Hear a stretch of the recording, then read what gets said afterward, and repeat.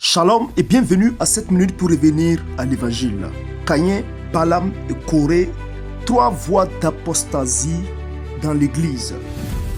L'apostasie, c'est le rejet volontaire et définitif de la vérité de Dieu par une personne qui avait professé la foi chrétienne extérieurement, mais sans véritable conversion ou régénération.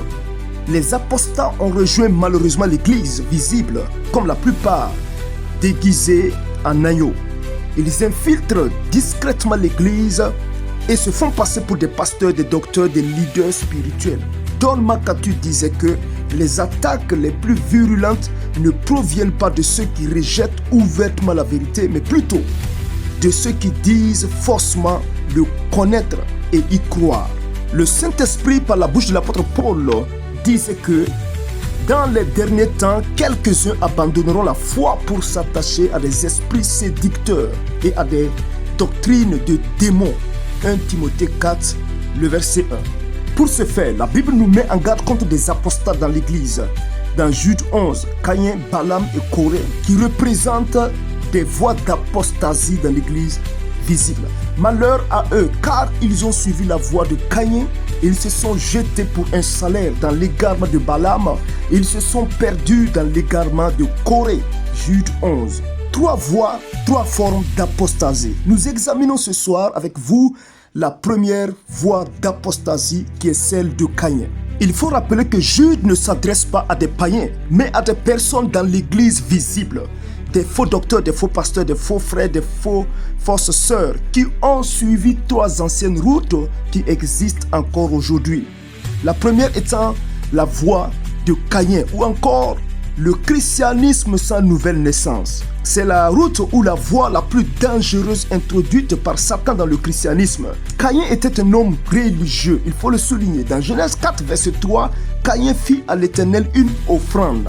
Remarquez que ce groupe de personnes croient en Dieu, ils adorent Dieu, ils apportent une offrande à Dieu, mais Dieu rejette leur culte. Comme quoi, toute religion n'est pas acceptée de Dieu, toute adoration, tout culte n'est pas accepté de Dieu. Car une voie peut paraître juste à un homme, mais son issue, c'est la voie de la mort. Proverbe 14, le verset 12.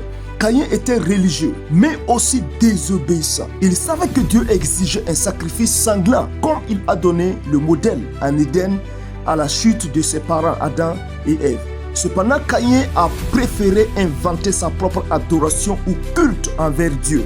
Le vrai problème est que Caïn et tous ceux qui suivent cette voie maudite cherchent un culte sans la véritable foi en Dieu lui-même. Hébreux 11, verset 4 nous dit que c'est par la foi qu'Abel offrit un sacrifice plus excellent que celui de Caïn.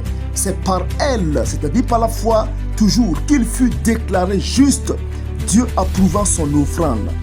Dieu a approuvé le culte de Abel par la foi, sans les œuvres, car sans la foi, il est impossible d'être agréable à Dieu. Hébreux 11, le verset 6. Caïn, c'est la voie du pseudo-christianisme qui cherche à vouer un culte à Dieu par les œuvres, cherche le salut ou cherche à conserver le salut par les œuvres qu'il présente à Dieu, une liste de ce qu'il faut faire ou de ce qu'il ne faut pas faire pour être ou rester sauvé. C'est une abomination devant Dieu qui du reste a défini le modèle de l'adoration qui lui est agréable, uniquement par la foi, comme le disent les réformateurs, sola fide. C'est par la grâce que vous êtes sauvés au moyen de la foi. Et cela ne vient pas de vous, c'est le don de Dieu. Ce n'est pas par les œuvres afin que personne ne se glorifie, nous prévient Ephésiens 2, 8, 9.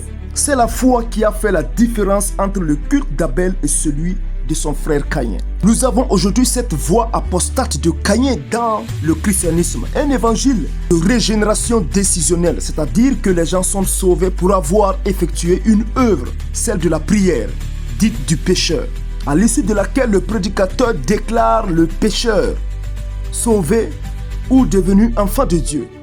Une fausse sécurité sans véritable repentance ou abandon du péché. Et les mêmes prédicateurs continueront à exhorter cette nouvelle personne qui a joint l'église visible avec une liste des œuvres qu'il faut faire ou ne pas faire pour se garder sauvé en vue de ne pas perdre ce salut.